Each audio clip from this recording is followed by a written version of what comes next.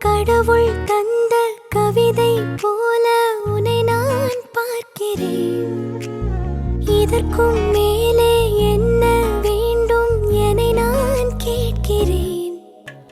இருவிழியில் இதயம் தூங்க தினசரியும் கனவை வாங்க இனி இவளின் இரண்டாம் பாகம் நீ அல்லவா?